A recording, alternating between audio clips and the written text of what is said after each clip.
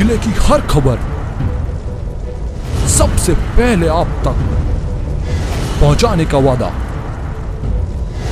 बस यही है एक इरादा। आज ही लगाए अपना पद्मेश डिजिटल सेटअप बॉक्स। नमस्कार, आप देख रहे हैं पद्मेश 24/7 तरुण रिनायत के साथ। चलिए न्यूज बुलेटिन की शुरुआत करते हैं आज की हेडलाइन से। किरनापुर जनपद में लोकायुक्त पुलिस ने मारा छापा। पंचायत निरीक्षक को 10,000 रुपए की रिश्वत लेते रंगे हाथों किया गिरफ्तार। ट्रैक्टर ट्राली अनियंत्रित होकर पलटी, धान की बोरियों के नीचे दबे युवक की हुई दर्दनाक मौत।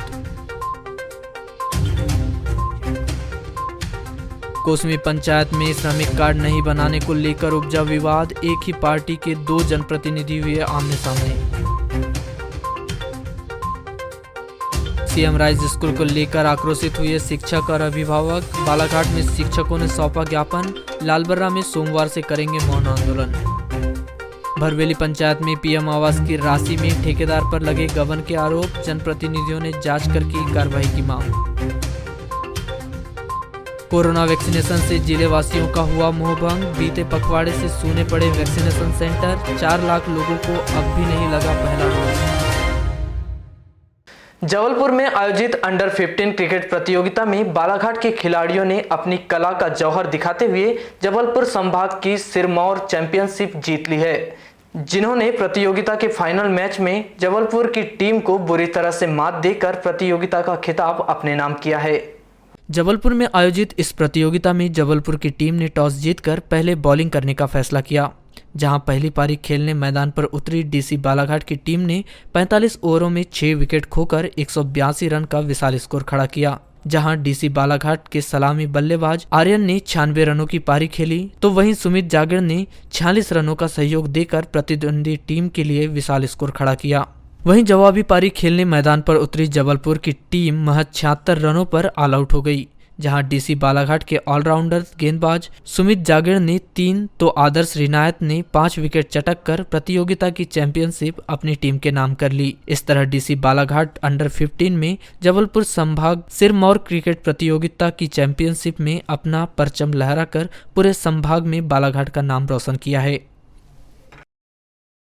खैलांजी थाना क्षेत्र के अंतर्गत आने वाले ग्राम पंचायत घोटी में 23 नवंबर को एक व्यक्ति के ट्रैक्टर ट्राली में रखी धान के बोरों के नीचे दब जाने से दर्दनाक मौत हो गई, जिससे पुलिस ने मामला दर्ज कर जांच प्रारंभ कर दी है। पुलिस से प्राप्त जानकारी के अनुसार मृतक योगेंद्र पिता ज्ञानीराम दीर बूढ़े उम्र 21 वर्ष स्वयं के खेत में धान मिसाई के कार्य के लिए गया हुआ था और उसने उक्त ट्रैक्टर किराए से बुलाया था। योगेंद्र ट्रैक्टर ट्राली पर रखी धान की बोरियों की छल्ली पर बैठा हुआ था। ट्रैक्टर चालक द्वारा ट्रैक्टर को स्टार्ट कर आगे बढ़ाया जा रहा था, तभी एक तरफ के ट्राली के पहियों के खेत में बने गड्ढेनुमा स्थान पर चले जाने से ट्राली अनियंत्रित हो गई और सारी धान की बोरियां मृतक के शरीर के ऊपर गिरने लगी, जिससे दब जाने पर उसकी घटना स्थल पर मौत हो गई। पुलिस के अनुसार उक्त ट्रैक्टर ग्राम घोटी के ही संजय नकपुरे की बताई जा रही है और घटना के समय वह स्वयं ही गाड़ी ड्राइविंग कर रहा था। फिलहाल वह फरार बताया जा रहा है। नाबालिग लड़की को बहला फुसला कर ले जाने और अपहरण कर शारीरिक शोषण किए जाने के मामले को लेकर प्रथम अपर सत्र न्यायाधीश मनोज तिवारी ने न्यायालय में आरोपी रिंकू और महेंद्र चौरे निवासी आमगांव थाना ग्रामीण को आजीवन कारावास की सजा से दंडित किया है। न्यायालय द्वारा आरोपी को सजा सुनाए जाने के बाद आरोपी महेंद्र चौरे को जिला जेल भिजवा दिया गया है। मामले की जानकारी देते हुए अतिरिक्त लोक अभियोजक अधिवक्ता महेंद्र देशमुख ने बताया कि पीड़ित बालिका जब नाबालिग थी, उस दौरान वर्ष 2010 में आरोपी महेंद्र चौरे द्वारा लड़की को बहला फुसलाकर राजस्थान के बांसवाड़ा ले गया था, जिसने उसे वर्ष 2015 तक रखा था। इस दौरान पीड़िता के साथ शारीरिक संबंध बनाया गया। इस दौरान बच्चे का जन्म भी हुआ था, जिसकी पुष्टि डीएनए टेस्ट से हुई थी। इस मामले में आरोपी के विरुद्ध ग्रामीण थाना द्वारा धारा 363, 366 और 376 का मामला पंजीबद्ध किया गया है। 23 नवंबर को इस प्रकरण में निर्णय पारित करते हुए आरोपी महेंद्र चौरे को आजीवन कारावास से दंडित किया गया है। रिंकू और महेंद्र चौरे करके है, आमगांव थाना ग्रामीण का निवासी हो, और उसके द्वारा अभियुक्ति को 2010 में उसकी इच्छा के विरुद्ध पहला फुसला के उसने उसका अपहरण करके बांसवाड़ा राजस्थान ले गया था। और वहाँ उसके साथ अवैध संबंध बनाए और बाद में उसके साथ शादी का झांसा भी दिया उसने और उसके बाद लगातार उसके साथ शारीरिक संबंध बना के उससे एक बच्चे के भी जन्म हुआ। बाद में उस बच्चे की पुष्टि अभियुक्त के द्वारा ही उसके DNA टेस्ट से हुई और थाना ग्रामीण द्वारा अभियुक्ति की रिपोर्ट पर धारा 363, 366 और 376 का मामला रजिस्टर्ड किया गया। उक्त मामला प्रथम अपर सत्र न्यायाधीश श्री मनोज तिवारी के न्यायालय में चला और आज दिनांक को उक्त प्रकरण में निर्णय पारित करते हुए श्री मनोज तिवारी के द्वारा आरोपी को 363 में 5 साल और 10,000 रुपये, 366 में 7 साल 10,000 रुपये तथा 376 में आजीवन कारावास एवं 20 साल के अर्थदंड से दंडित किया गया।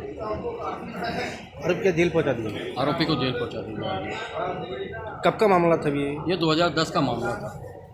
2015 में इसकी रिपोर्ट की गई थी। क्या लड़की उस समय नाबालिग थी कि बालिग थी? शुरू में जब 2010 में वो जब गई थी उस वक्त नाबालिग थी, लेकिन जब उसकी रिपोर्ट की गई थी 2015 में तो उस वक्त वो नाबालिग हो चुकी थी। प्रदेश शासन द्वारा सीएम राइज स्कूल खोले जा रहे हैं, जिसको लेकर पात्रता परीक्षा शिक्षकों की ली जा रही है, जिसके विरोध में शिक्षक संगठन खड़े हो गए हैं। मंगलवार को मध्य प्रदेश अधिकारी कर्मचारी संयुक्त मोर्चा के पदाधिकारी कलेक्टर कार्यालय पहुंचे और मुख्यमंत्री के नाम ज्ञापन सौंपकर पात्रता परीक्षा को नहीं कराए जाने की मांग की। ज्ञापन सौंपने पहुंचे मध्य प्रदेश अधिकारी कर्मचारी संयुक्त मोर्चा के पदाधिकारी ने बताया कि सीएम राइज स्कूल के लिए उत्कृष्ट स्कूल को चयनित किया गया है। उत्कृष्ट स्कूल में जो भी शिक्षक कार्य करता है वह पहले से चयनित होकर आया है। अब अलग से पात्रता परीक्षा ली जाती है तो आसपास के स्कूलों के शिक्षक चयनित होकर पदस्थ होंगे। ऐसे में वहां जो पहले से शिक्षक पदस्थ हैं उनका क्या होगा। साथ ही उम्र की बाध्यता रखी गई है। 57 वर्ष से अधिक उम्र वाले इस परीक्षा में पात्र नहीं होंगे। उम्र की बाध्यता रखना शिक्षकों की योग्यता पर प्रश्न चिन्ह लगाना है।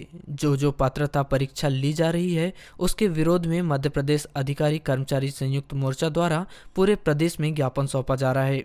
आज हम लोग मध्य प्रदेश अधिकारी कर्मचारी संयुक्त मोर्चे के समस्त हमारे साथी बालाघाट जिले के आज सीएम राइज स्कूल में जो पात्रता परीक्षा ली जा रही है शिक्षकों की, उसके विरोध में पूरे मध्य प्रदेश में ज्ञापन दिया जा रहा है। उन्हीं के आह्वान पे आज हम यहाँ पर हैं। खामियां उसमें यह है कि उत्कृष्ट विद्यालयों को ही सीएम राइज स्कूल के रूप में चयनित किया गया है और उत्कृष्ट विद्यालय में जो भी अध्यापक कार्य करता है, जो भी शिक्षक साथी कार्य करता है, वो पहले से ही चयनित होकर आया हुआ है वहां पर। अब अलग से अगर कोई चयनित पात्रता परीक्षा ली जाती है तो आजू बाजू के 10-12 किलोमीटर के जो स्कूल है वहां के शिक्षक वहां पदस्थ हो जाएंगे आकर सीएम राइज स्कूल में। तो जो पहले से चयनित स्कूल शिक्षक हैं उनका क्या होगा, उनके बारे में सरकार क्या सोच रही है, तो इसका हम विरोध कर रहे हैं। दूसरा विरोध ये है कि इसमें एक उम्र की बाध्यता रखी गई है और ये बोला गया है कि 57 वर्ष के ऊपर वाले इस परीक्षा के में पात्र नहीं होंगे। ये भी एक उनकी योग्यता पे एक प्रश्न चिन्ह लगाना है कि भाई इस प्रकार से अगर 57 वर्ष से ऊपर जिनकी उम्र हो गई है, क्या वो कार्य करने के लायक नहीं है। पहले से वो इतने एक्सपीरियंस है कि बहुत अच्छा कार्य कर रहे हैं, बहुत अच्छा रिजल्ट दे रहे हैं। 2 साल से कोरोना की वजह से परीक्षा आयोजित नहीं करवाई गई। अब परीक्षा ले ली जाए या फिर हमें जनरल प्रमोशन दिया जाए, इसी मांग को लेकर बीते 2 दिनों से पैरामेडिकल कॉलेज के 1 सैकड़ा से अधिक छात्र सोमवार को जहां जिला प्रशासन को अपनी परेशानी बता चुके हैं, तो वहीं मंगलवार को विधायक गौरीशंकर बिसेन के सरकारी आवास पर पहुंचे। विधायक श्री बिसेन के बंगले में पहुंचे पैरामेडिकल के छात्रों ने बताया कि 2 वर्ष से वे एक ही क्लास में पढ़ाई कर रहे हैं। ऐसे में आगे का भविष्य क्या होगा, इसको लेकर बहुत अधिक चिंता सता रही है। ना ही परीक्षा ली जा रही है और ना ही जनरल प्रमोशन दिया जा रहा है। क्या करे, कुछ समझ में नहीं आ रहा है। विधायक बंगले पहुंचे पैरामेडिकल छात्र संगम मिसेन और छात्रा वीना विशेन ने बताया कि जब बीएससी नर्सिंग के छात्रों को जनरल प्रमोशन दिया जा सकता है तो फिर पैरामेडिकल के छात्रों को क्यों नहीं। शासन के द्वारा ऐसा भेदभाव क्यों किया जा रहा है। अब उन्होंने निर्णय लिया है कि जब तक उनकी मांगें पूरी नहीं की जाती उनके द्वारा लगातार आंदोलन किया जाएगा।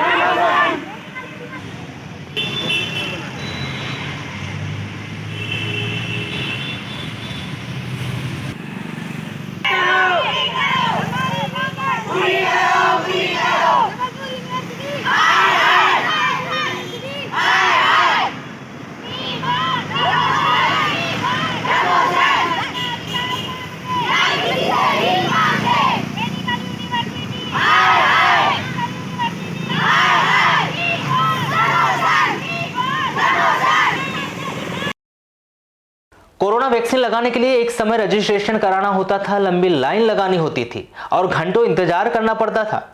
जिसे वैक्सीन लग गया वह अपने आप को किस्मत वाला समझता था। वैक्सीन का क्रेज इतना अधिक था कि लोग इसकी फोटो बाकायदा सोशल मीडिया पर अपलोड करते थे, एक दूसरे को बधाइयां देते थे। आपको बता दें कि अब स्थितियां थोड़ी अलग हो चुकी है। बीते कुछ दिनों से कोरोना वैक्सीन को लेकर पूरा का पूरा सिस्टम ही बदल गया है। 7 दिन वैक्सीनेशन हो रहे हैं, इसके बाद भी सेंटरों में सन्नाटा पसरा हुआ है। ऐसा नहीं है कि जिले के भीतर सभी लोगों को दोनों डोज लग गए हो, क्योंकि स्वास्थ्य विभाग से मिले आंकड़े ही बताते हैं कि बालाघाट जिले की कुल जनसंख्या 17 लाख से अधिक है। ऐसे में अब तक पहला डोज लगाने वालों की संख्या 13,08,725 है, तो वहीं 13,08,392 लोगों को ही दूसरा डोज लगा है।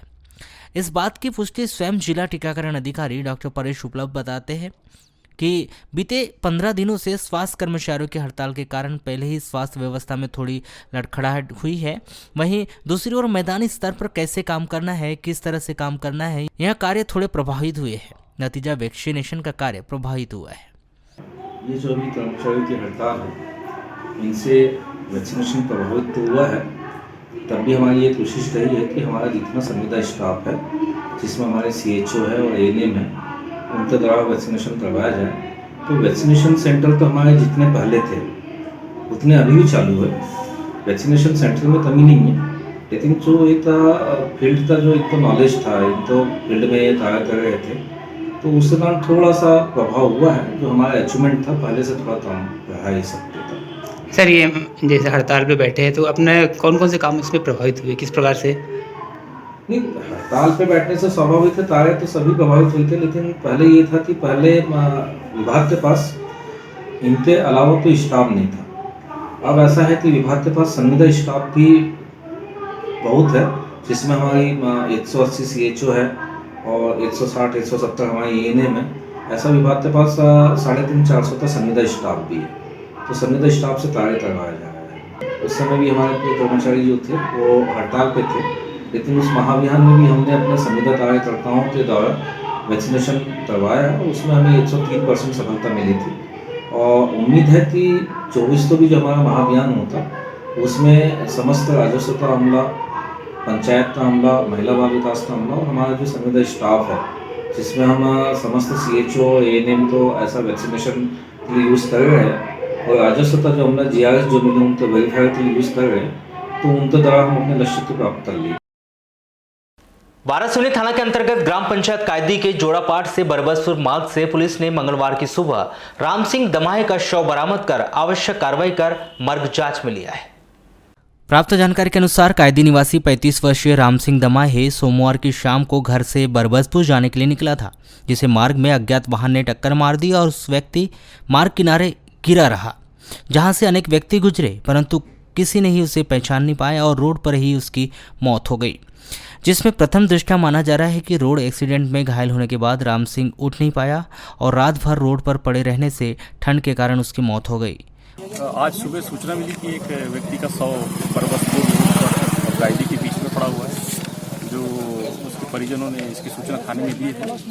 आकर देखे तो एक व्यक्ति जिसका नाम राम सिंह, पिता लखनलाल दमाहे, जाति लोधी, उम्र 35 वर्ष, कायदी का रहने वाला है, उम्रत अवस्था में पड़ा है। और अब तक की जांच में पाए गए कि कुछ लोगों ने इसे शराब पीकर अत्यधिक नशे में आते हुए देखा है, जो किसी सड़क दुर्घटना के कारण प्रतीत होता है। मर्ग कायम करके जांच लिया गया है। पुरानी रंजिश के चलते 2 लोगों ने एक युवक को पत्थर और लाठी से मारपीट कर उससे घायल कर दिया, जिसे उपचार के लिए जिला अस्पताल में भर्ती कराया गया है। घायल युवक थाना चांगोटोला ग्राम पादरीगंज निवासी 28 वर्ष प्रमोद उइके का जिला अस्पताल में उपचार किया जा रहा है। प्राप्त जानकारी के अनुसार पादरीगंज निवासी प्रमोद खेत में ईंट बनाने का काम करता है, जिसके खेत के बाजू में ही इंदर राउत नामक व्यक्ति का खेत है। कुछ दिन पूर्व प्रमोद के मवेशी इंदर के खेत में चढ़ने के लिए चले गए थे, जिससे इंदर अपने पड़ोसी प्रमोद से रंजिश रखता था और इस बात पर दोनों के बीच में विवाद होते रहता था। जब प्रमोद ईंट बनाकर शाम करीब 5 बजे खेत से अपने घर वापस लौट रहा था, उसी समय इंदर और आशीष राउत ने उसे रोक लिया, जो पुरानी बातों को दोहराते हुए उसके साथ मारपीट करने लगे। इस दौरान आरोपियों ने पत्थर और लाठी से प्रमोद के सर, हाथ, पैर, पीठ, कमर सहित अन्य जगहों पर वार कर उसे घायल कर दिया, जिसे उपचार के लिए जिला अस्पताल में भर्ती किया गया है। खेत में डालने वाले कीटनाशक का सेवन करने से एक युवती की मौत हो गई। मृतका युवती जिला सिवनी, थाना उगली, ग्राम खुरसर्रा, इमली टेकरा निवासी 18 वर्षीय सोनम पिता योगेंद्र सिंह मड़ावी बताया गया है। प्राप्त जानकारी के अनुसार सोनम के पिता योगेंद्र मड़ावी मजदूरी का कार्य करते हैं, जो सोमवार को घर की बकरियां चराने के लिए खेत की तरफ गए थे। तभी उनके पुत्र संदीप ने उन्हें आकर जानकारी दी कि सोनम ने कीटनाशक खा लिया है। मामले की जानकारी लगते ही योगेंद्र घर पहुंचे, जहां सोनम के मुंह से झाग निकल रहा था, वहीं थायमेट की बदबू आ रही थी। जहां सिवनी के शासकीय अस्पताल दूर होने के चलते योगेंद्र ने सोनम को उपचार के लिए जिला अस्पताल में भर्ती कराया गया, जहां बीती रात उसकी मौत हो गई। लालबर्रा नगर मुख्यालय में स्थित शासकीय उत्कृष्ट विद्यालय का नाम सीएम राइज स्कूल की चयन सूची से गायब होने का मामला शांत नहीं हो रहा है। सीएम राइज स्कूल की मांग को लेकर लालबर्रा मुख्यालय के अभिभावक लामबंद होते हुए सोमवार से मौन व्रत धरने की चेतावनी दी है। आपको बताएं कि स्कूल शिक्षा विभाग के द्वारा सीएम राइज स्कूल के लिए चयनित स्कूलों की संशोधित सूची 21 नवंबर को जारी की गई, जिसमें लालबर्रा विकासखंड से पुनः शासकीय उत्कृष्ट विद्यालय के स्थान पर शासकीय उच्चतर माध्यमिक विद्यालय लेंडेझरी का चयन किया गया है, जिससे उत्कृष्ट विद्यालय में अध्ययनरत छात्र छात्राओं के अभिभावकों में काफ़ी आक्रोश व्याप्त है। 23 नवंबर को स्थानीय सरस्वती मंच में बच्चों व अभिभावकों की बैठक संपन्न हुई, जिसमें लालबर्रा मुख्यालय के स्थान पर लेंडेझरी सीएम राइज स्कूल का चले जाने का विरोध करते हुए सभी अभिभावकों ने ऐलान कर दिया कि लालबर्रा के उत्कृष्ट विद्यालय को सीएम राइज स्कूल नहीं बनाया गया तो आगामी 29 नवंबर से बच्चे व अभिभावक मौन धरना प्रदर्शन करेंगे। साथ ही मांग पूर्ण नहीं होने पर चक्का जाम व धरना प्रदर्शन करने की भी चेतावनी शासन प्रशासन को दी है। अभिभावक रामप्रसाद राणा, शिशुपाल पारधी व संतोष भारद्वाज ने बताया कि 3 माह पढ़ाई करने के बाद अब लालबर्रा मुख्यालय के स्थान पर लेंडेझरी का सीएम राइज स्कूल के लिए चयनित किया गया है, जिससे बच्चों के साथ साथ अभिभावकों में भी भारी आक्रोश व्याप्त है।